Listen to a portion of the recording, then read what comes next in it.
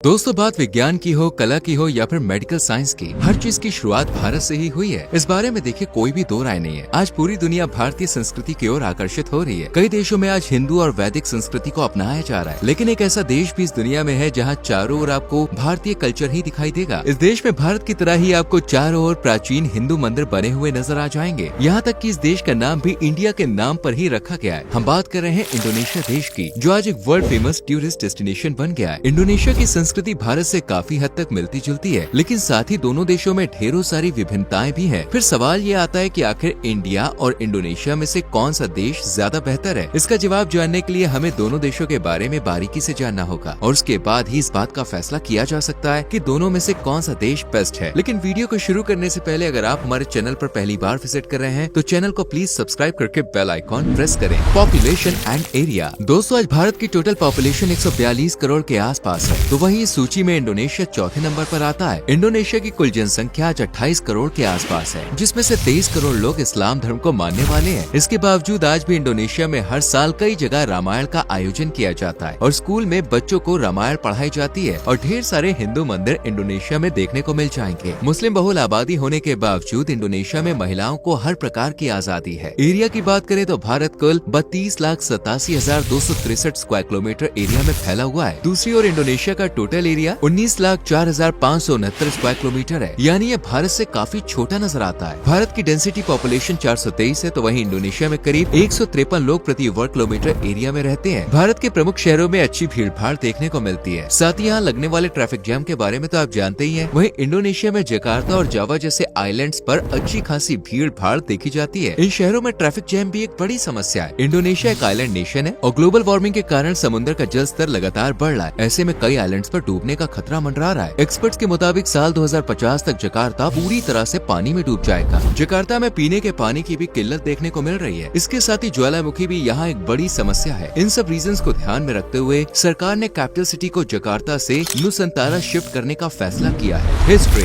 दोस्तों, भारत की गिनती दुनिया के सबसे पुराने देशों में की जाती है। सिंधु घाटी की सभ्यता के अवशेषों से पता चलता है कि हजारों साल पहले भारत के लोग कितने एडवांस हुआ करते थे। और पौराणिक ग्रंथों की माने तो महाभारत और रामायण के समय से भी पहले से भारत का अस्तित्व है। हिंदू धर्म के सभी देवताओं का जन्म भारत की ही पवित्र भूमि पर हुआ है। भारत पर अंग्रेजों ने 200 सालों तक राज किया और इस दौरान वो 45 ट्रिलियन डॉलर्स की संपत्ति लूटकर अपने देश ले गए और 15 अगस्त 1947 के दिन भारत को आजादी मिली। दूसरी ओर बात करें इंडोनेशिया की, तो ये दुनिया में सबसे बड़ा आइलैंड नेशन है और इसके अंतर्गत करीब 17,508 आइलैंड्स आते हैं। हालांकि इनमें से 30 आइलैंड पर ही अधिकतर लोग रहते हैं। इंडोनेशिया शब्द का मतलब होता है इंडियन आइलैंड्स, क्योंकि अधिकतर आइलैंड्स इंडियन ओशन में स्थित हैं, इसलिए इस देश का ये नाम पड़ा है। तो वहीं कुछ लोग का मानना है कि भारतीय संस्कृति का प्रभाव होने के कारण इस देश का नाम इंडोनेशिया रखा गया है। आपको जान के हैरानी होगी कि 14वीं शताब्दी तक इंडोनेशिया पूरी तरह से हिंदू राष्ट्र हुआ करता था। हिंदू धर्म के अलावा बौद्ध धर्म के फॉलोअर्स भी यहाँ बड़ी संख्या में रहते हैं, लेकिन 15वीं शताब्दी में इस्लाम अपनी जड़ें यहाँ मजबूत करने लगा था। यहाँ के साम्राज्यों ने बड़ी संख्या में इस्लाम धर्म को अपनाया। 19वीं और 20वीं शताब्दी में यहाँ पर डच और जापान के लोगों ने शासन किया और लंबे संघर्ष के बाद 17 अगस्त 1945 के दिन इस देश को आजादी मिली।